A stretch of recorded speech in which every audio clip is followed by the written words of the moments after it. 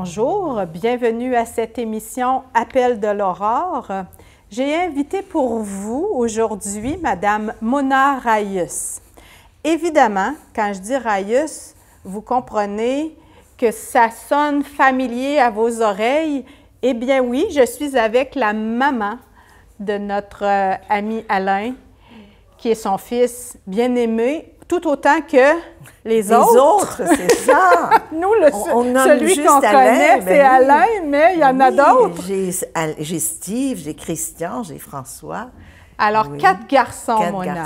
4 garçons, 4 beaux garçons. Bienvenue à cette émission. Merci, merci de m'avoir invitée. J'ai envie de te faire connaître.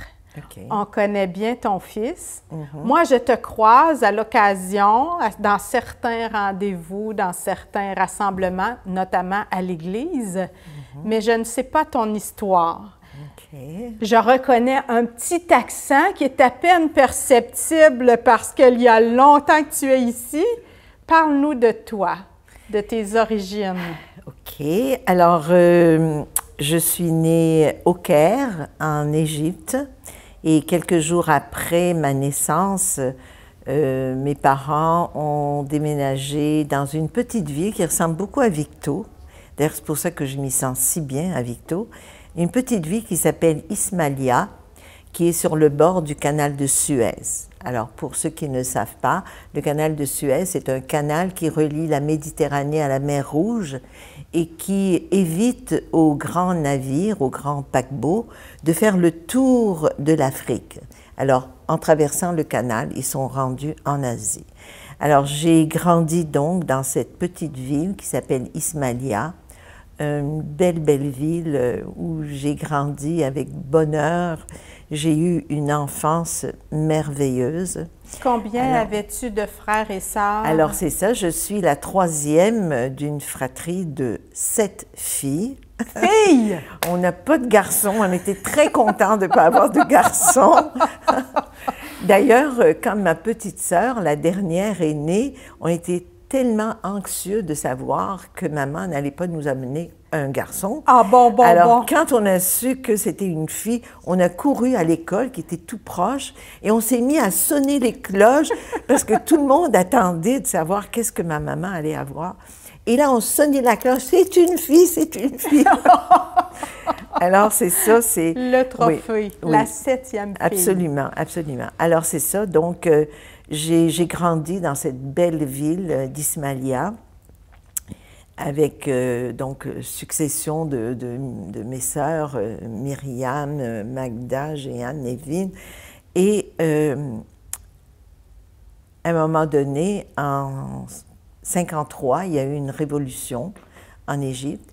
Et suite à ça, il y a eu, pas un coup d'État, mais l'armée était rentrée, a pris le pouvoir et ils ont nationalisé ce canal de Suez qui, en fait, revenait aux Français. Donc, les Français avaient tout l'argent qui découlait de ce canal.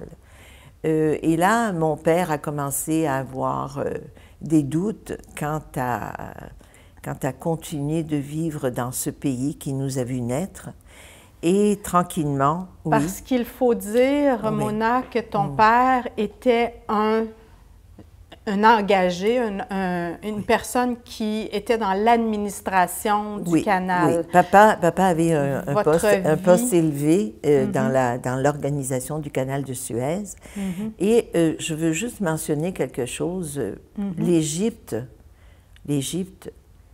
c'est un pays à majorité musulmane. C'est ça. Donc déjà, quand nous étions là-bas, si on rassemblait tous les chrétiens, et je parle des catholiques, des anglicans, des protestants et toute la gamme de ceux qui suivent le Christ, on ne faisait pas 10% de la population. Donc on était vraiment une très petite minorité. Et ça a occasionné naturellement beaucoup d'angoisse chez mes parents. Avec 7 filles, si vous remontez dans les 60 ans en arrière, j'ai 76 ans, alors 60 ans en arrière, notre rôle, malheureusement, en tant que femme, c'était de nous marier, d'avoir des enfants. Et comme nous baignons dans un monde musulman, mes parents se demandaient comment ils allaient faire pour marier leurs 7 filles. Et surtout, j'imagine que leur préoccupation, c'était de marier les 7 filles à des chrétiens. Ah, mais c'est sûr, c'est sûr. Pour ton père. C'était même impensable qu'on puisse se marier. Et j'ouvre une petite parenthèse pour vous dire que mon premier chum était musulman. Oh! Et là, ça a été comme la panique chez mon papa. Ça a été la panique. Il s'est dit, si elle commence, qu'est-ce que je vais faire? Et oui. Alors, mais il faut dire aussi, tu sais, au niveau de l'administration, au niveau du travail de mon papa, au niveau de l'environnement, parce qu'on était vraiment une très petite cellule de catholiques, très fervents, on se tenait tous ensemble. Et petit à petit, on voyait les familles catholiques quitter Ismaïlia, quitter l'Égypte. Et mes parents sont à peu près les derniers dans notre communauté qui avons quitté. Pourquoi le Québec? Comment c'est arrivé? Alors, pourquoi le Québec? Pour quelque chose que probablement on ne comprend pas trop. Dans le monde, il y a certains pays qui ouvrent leurs portes à l'immigration pour toutes sortes de raisons. Alors, il y avait la France, il y avait le Canada, il y avait les États-Unis, c'était très difficile aux États-Unis, il y avait le Brésil et il y avait l'Australie. C'était à ce moment-là les pays qui ouvraient la porte pour l'immigration. Alors, ceux qui étaient partis, parmi nos amis qui étaient partis en France, ils n'étaient pas très heureux. C'était vraiment très, très différent de la vie que nous avions eue. Ceux qui allaient en Australie, c'était anglophone. Nous, on est des francophones. Ma langue maternelle, c'est le français. Donc, on est francophone et on cherchait vraiment le pays francophone qui pourrait nous accueillir. Donc, l'Australie, c'était anglophone et les besoins de l'Australie, c'était beaucoup plus des personnes manuelles. Ah oui, d'accord. Ce qui n'était pas le cas de mon papa. Et après ça, il y avait le Brésil, c'est espagnol, ou je ne sais pas c'est quoi la langue. Et le Brésil, c'était beaucoup plus le côté mercantile, qui n'était pas vraiment dans nos cordes à nous. Alors, on voit beaucoup plus des Libanais qui allaient au Brésil, mais pas des Égyptiens. D'accord. Et tous ceux qui étaient partis au Canada, mais nous, on ne disait pas le Canada, on disait Montréal. Ah bon? Fait que tous ceux qui partaient arrivaient à Montréal et tout le monde, tous les... Je vais utiliser un mot anglais, le feedback que nous avions de nos amis qui étaient partis au Canada était tellement élogieux. C'était un beau pays, c'était francophone, c'était catholique, la vie était belle, il y avait beaucoup d'espoir pour la jeunesse et tout. Ça fait que normalement, la plupart d'entre nous, la grande majorité, je vous dirais, la crème de l'Égypte est venue au Canada. Crème de l'Égypte. Vraiment, oui. vraiment. Et c'est une des choses qui nous fait mal aussi, parce qu'on a quitté notre pays en le dépouillant, si vous voulez, de la crème. Des gens instruits, des gens qui auraient pu relever ce pays au lieu de le voir... Parce qu'aujourd'hui encore, il n'est pas ce qu'il pourrait être. Non. Alors c'est comme arrivez... ça qu'on arrive à Montréal le 2 juin, donc dans moins d'1 mois, je vais terminer 58 ans au Canada. Quand même. Et vous ne me croirez pas, mais de Montréal, je suis arrivée à Victoriaville. Direct comme ça.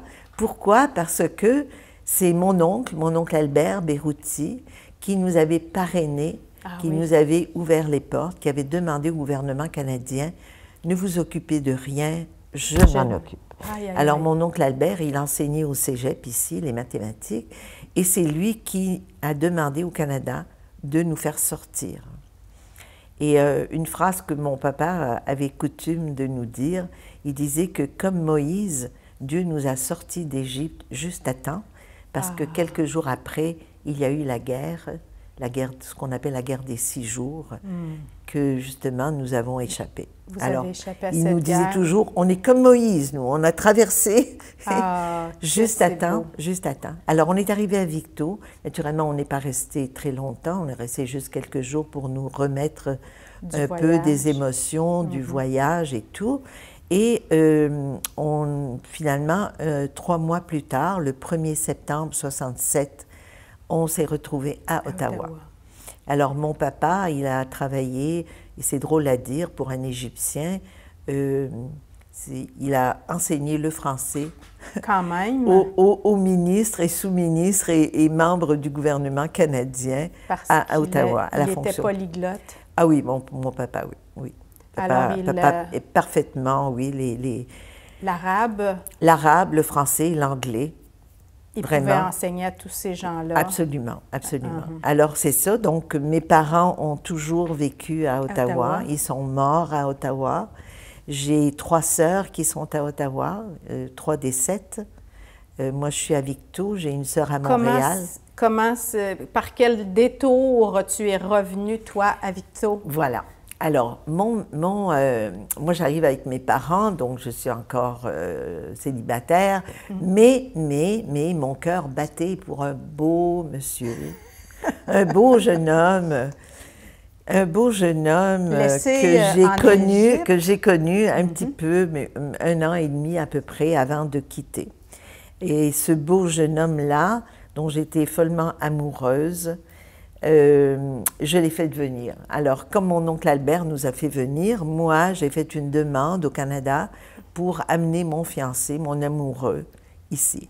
Donc, 14 mois plus tard, mon fiancé est arrivé à Ottawa, mais en tant que parrainé par moi, oui. La loi canadienne stipule que j'ai 30 jours pour me marier. Ah là là! Alors, imaginez-vous que mon mari qui arrive, un nouveau pays, un nouveau statut, je lui mets la corde au cou tout de suite. Alors, c'est ça. Donc, quelques jours après... Il a accepté, il savait à quoi s'attendre. Oui, il était éperdu de toi aussi, j'imagine. Oui, et ça fait 57 ans que nous vivons ensemble, que nous sommes encore amoureux.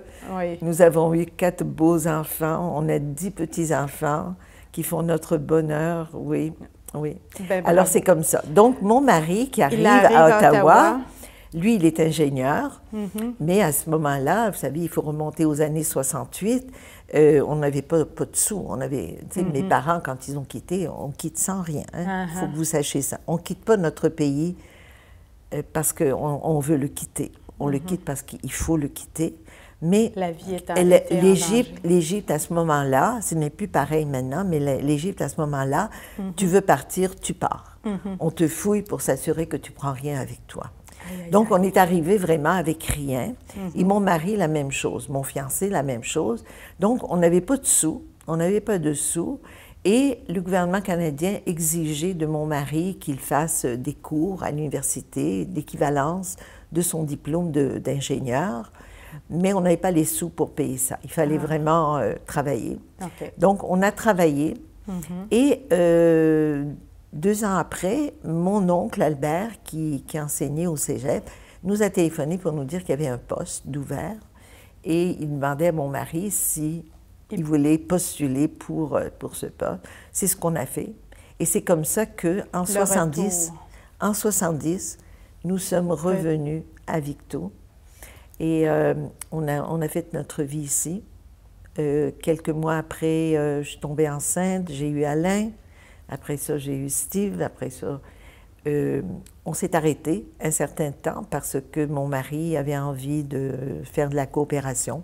Donc, on a quitté en 75 jusqu'en 77. On est allé en coopération au Maroc. Ah bon? Et là, je ne voulais pas avoir d'enfants au Maroc. Donc, j'avais dit à mon mari, on va continuer la famille. Quand on reviendra. Et c'est ce qu'on a fait. Alors, à mon retour, je suis tombée enceinte tout de suite. J'ai eu Christian, mais j'avais dit à mon mari, ça me prend un 4e au minimum. J'ouvre une parenthèse, quand je me suis mariée, j'avais dit à mon mari, j'en veux 12. Aïe, aïe, aïe. Quand Alain est arrivé, j'ai dit, OK, on va s'arrêter à 6. Et après ça, on s'est dit, on arrête à 4. Fait que on a eu tout de suite, ambitions. 1 an après, j'ai eu François. Donc, il y a juste 1 an entre Christian et François. C'est ça. Voilà. Alors, à Victo... Je suis à Victo. Depuis toujours... Depuis 70. ça représente une autre vie. Est-ce que tu as la nostalgie parfois de ta vie en Égypte? Est-ce que tu imagines parfois ce que ça aurait pu être ton mari et toi en Égypte, votre vie? Aucunement. Non? Jamais. Tu vas de l'avant, tu n'as jamais regardé derrière? Je vais te dire que quand je suis arrivée en tant qu'amoureuse, c'est sûr que nous, les enfants, on ne comprenait pas pourquoi nos parents nous avaient arrachés à cette belle vie que nous avions. C'est sûr que nos parents, vous savez, cette génération de nos parents ne parlaient pas beaucoup. Hein? Non. C'est pas comme aujourd'hui où on partage avec nos enfants tout ce qu'on veut. Là, je n'avais... On comprenait pas la raison pour laquelle papa et maman avaient décidé de tout laisser et de recommencer à zéro ici. Donc, c'est sûr que cette période, jusqu'à temps que mon fiancé arrive, j'avais comme une rage aussi, parce que là, c'était plus pareil. Hein? On arrivait ici, il fallait tout faire. Le déracinement. Oui, le déracinement, les amis qu'on avait quittés, tout. Notre belle vie, on avait une vie merveilleuse en Égypte. C'est qu'on ne comprenait pas trop. C'est après qu'on a compris le pourquoi du comment. Mais au départ, non. Au départ, c'était difficile. Mais je te dirais que jamais après, on a regretté notre vie ici. Je dis souvent que c'est le paradis sur Terre. J'aime tellement le Canada. J'aime tellement Victoriaville. C'est tatoué sur mon cœur. Les enfants, souvent, ils rient de moi, là. Mais je leur dis, c'est tatoué sur mon cœur. Ça m'a permis d'élever mes enfants de manière sécuritaire, de leur donner des racines profondes, un sentiment d'appartenance. Oui. Vous savez, le fait de faire tout leur primaire dans une école, avec tous les amis qui partaient ensemble. Après ça, ils s'en vont au secondaire, après ça, à la polyvalente. Tu sais, le cégep... On mesure peu, nous, les gens d'ici, l'impact. Oui, ou la sécurité de notre pays. Ça nous est donné, c'est comme un acquis. On mesure peu la chance qu'on a de vivre aussi, de façon aussi sécuritaire, pacifique, une belle vie, comme tu dis. Oui. Mais qu'est-ce qui te reste de ton père, de ta mère? Qu'as-tu gardé comme héritage? Un grand héritage. Aujourd'hui, en quittant la messe, justement, je disais à l'abbé Normand Tardy, je lui disais, parce que en me quittant, il me disait prions les uns pour les autres. Et je lui dis, mon Dieu, tu sais, Normand, je lui dis, mon papa, quand il nous téléphonait à toutes les semaines, papa faisait la tournée de ses 7 filles. Toutes les semaines, il faisait la tournée. Et là, je lui dis, à chaque fois, il terminait la conversation en me disant, prions les uns pour les autres. Et il m'ajoutait toujours, il me dit, tu sais, Mona, nous avons été choyés, nous avons été gâtés par la vie. Que ce soit notre vie en Égypte ou que ce soit quand on est arrivé ici, où toutes les portes se sont ouvertes, où on a eu une merveilleuse vie. Il dit, tu sais, on aura à rendre des comptes de toutes ces grâces, toutes les grâces que nous avons reçues jusqu'ici. Autant dans la santé, autant dans l'unité des familles, autant dans tout ça. Alors, l'héritage que je retiens aussi, c'est la foi, la foi qui a animé mes parents et qu'ils ont su nous transmettre.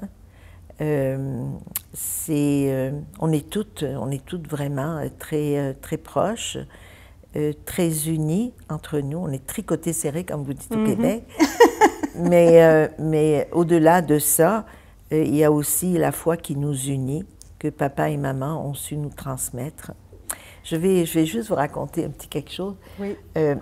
Mon papa, il était l'aîné d'une fratrie de 4, et il voulait être prêtre. Et à un moment donné, il est rentré, et là, son père est mort. Sa mère était déjà morte en couche, mais son père est décédé, et là, ils lui ont dit, tu ne peux plus rester, il faut que tu sortes. Ça fait que mon papa est sorti. Mais un jour, il me dit, tu sais, Mona, il dit, je voulais être prêtre, mais Dieu en a décidé autrement. quand même. Il a voulu que j'épouse ta mère et que j'ai 7 enfants. Et il m'a demandé de vous transmettre l'amour que j'avais pour lui, à vous, mes enfants. Et j'espère que vous allez le transmettre à vos petits-enfants, ce qui n'est pas fait. Tu penses, tu as l'impression que ça ne passe pas la foi? Non, non, ça passe pas, mais je ne désespère pas. J'ai tellement la foi que Je comprends. je sais qu'un jour ou l'autre, il y a quelque chose qui va se passer. Mais si la foi, telle que tu la conçois, ne passe pas, je pense que les valeurs, elles sont passées. Oui, absolument, non? Oui. C'est pour ça que je ne suis pas inquiète, il y a une vraiment. forme de transmission là-dedans aussi. Oui. Non, je ne suis pas inquiète du tout. Non, je sais qu'un jour, il y a quelque chose qui va se passer. D'ailleurs, Mais il y a du déjà là aussi. La façon d'être de tes enfants. Absolument, c'est pour ça. Je pense que c'est la notion, tu sais, la notion de Dieu, la notion de l'Église, qui n'est pas vraiment... intégrée? Non, non. Mais mes petits-enfants, oui, tu sais, mais non, je ne dis pas mes petits-enfants, oui. Ce que je veux dire, c'est que c'est sûr qu'il y a des petites choses qui restent. Exemple, mes enfants, mes petits-enfants, quand on est ensemble, quand je suis là, et qu'on est tous ensemble, bien, ils vont demander à faire le bénédicité. Parce que c'est devenu Parce que c'est grand-maman. Oui, c'est grand-maman. Et s'ils sont tous ensemble et que je ne suis pas là, bien, ils vont prendre une vidéo, ils vont faire un FaceTime et me dire « Regarde, grand-maman, on a fait le bénédicité. » Et ça, je trouve ça charmant. Bien sûr. Quand ils étaient petits aussi. Mais il y a quelque chose là aussi de ce que tu as transmis, toi. Absolument. Qui te vient de ton père. Mais je comprends que pour toi, ça a été tellement déterminant, le fait de la foi, de la différence aussi, parce que vous étiez différents, marginalisés à cause de votre foi dans un bain de musulmans. Oui. Il y avait là une conviction viscérale, je dirais, des entrailles qui vous a, parce que vous auriez pu devenir indifférent ou laisser croire que pour sauver la vie, pour sauver les apparences. Absolument. Alors, c'était vraiment très intégré. Sinon, vous n'auriez pas... On est dans la même situation, tu ne trouves pas, Marie-Josée? On est aujourd'hui encore... oui. Tu sais, pas plus tard qu'hier soir, là, j'ai une de mes amies qui tu sais, qui a dit des choses et je lui ai dit, tu sais... Je ne crois pas ça. Oh, c'est venu vraiment me heurter, mais tu sais, elle s'est excusée. Je lui ai dit, t'as pas à t'excuser, t'as droit, droit à penser ce que tu veux. Mais, alors c'est ça, je trouve qu'on est dans la même situation que celle quand on était en Égypte, où on était justement une petite cellule de catholiques ensemble qui... mais aujourd'hui, c'est la même chose un peu. Au Québec, sauf qu'ici au Québec, maintenant, on ne joue pas encore notre vie. C'est pas encore un enjeu de sécurité. Absolument. Je dis pas encore parce qu'on ne sait pas, mais... oui. Alors, tu transmets comment à tes petits-enfants ce goût, comment ça s'est... Bien, j'ai... tu sais, mes enfants, en tout cas ceux qui sont à Victo et même ceux qui sont à Boucherville, j'ai 2 enfants à Boucherville, j'ai 2 enfants à Victo. Donc, je suis vraiment la gardienne. Tu sais, mes enfants, surtout à Victo, n'ont jamais eu de gardienne, c'est moi qui ai toujours gardé mes petits-enfants. Alors, quand je les couchais, bien, je leur parlais de Jésus, je leur chantais. C'est souvent un moment privilégié. Oui. Ils ne me demandaient jamais des chansons de... Dans le temps, c'est Carmen Campagne ou comment elle s'appelait l'autre, j'ai oublié son nom. Annie Brocoli. Non, ils connaissaient toutes ces... Non, eux, c'était la chanson de Jésus. Alors, je m'asseyais chacun au pied de son lit, je les flattais et là, je les offrais à Jésus pour cette nuit. Et ça, c'était très, très important. Je vais vous raconter une anecdote encore. J'étais à la maison et je reçois un coup de téléphone de la belle-maman, l'autre grand-maman de mes petits-enfants, qui me téléphone et me dit « Mona, il faut que tu me sauves, je suis dans le pétrin. » Je dis « Qu'est-ce qui se passe? » Elle me dit « Jason, il dit, il ne veut pas dormir tant que je ne lui ai pas chanté la chanson de Jésus. » Fait que là, elle me dit « Mais je ne sais pas c'est quoi la chanson de Jésus. » Alors, je lui ai dit « Écoute, j'ai dit, mets le téléphone à l'oreille de Jason et je vais la lui chanter. » Et c'est comme ça que Jason s'est endormi. Quand même. En lui chantant la chanson que je leur chantais toujours. Ils étaient habitués à ma petite chanson de Jésus. De Jésus, c'est ça. Maintenant, ils savent, tout le monde sait que que je suis pratiquante. Oui, tu vas à la messe, tu pratiques. Mes enfants, des fois, ils me taquinent, mais tout le monde est très respectueux, dans le sens que, bon, c'est moi, je ne force jamais quelqu'un, c'est ma vie, c'est ma foi. Je me dis, peut-être qu'en me regardant, à un moment donné, ils vont avoir le goût, mais Dieu nous a donné une chose incroyable, c'est la liberté de choisir. Et voilà. Et donc, pour moi, je me dis, et c'est ce que mon papa m'a dit, je garde beaucoup de choses de mon papa, qui me dit, à un moment donné, je lui avais dit que mon mari ne croyait pas et que j'étais triste et que je pleurais, que il me disait, mais de quoi tu as peur, Mona? Mais de quoi tu crains? Il dit, est-ce que tu te rends compte à quel point la miséricorde de Dieu est incommensurable? Voilà. Il dit, c'est un puits sans fond. Alors il me dit, pourquoi tu as peur? Il dit, toi là, tout ce que tu as à faire, c'est de rayonner dans ta vie et laisse à Dieu le soin de faire cette rencontre. Alors, merci Mona d'avoir rayonné aujourd'hui à la télévision communautaire des Bois-Francs. Tu es un rayon de soleil dans notre émission. Merci à vous tous. Soyez des rayons de soleil dans votre milieu. C'est l'invitation lancée par Mona. À la prochaine, Mona. À bientôt. Merci. Et merci. Merci.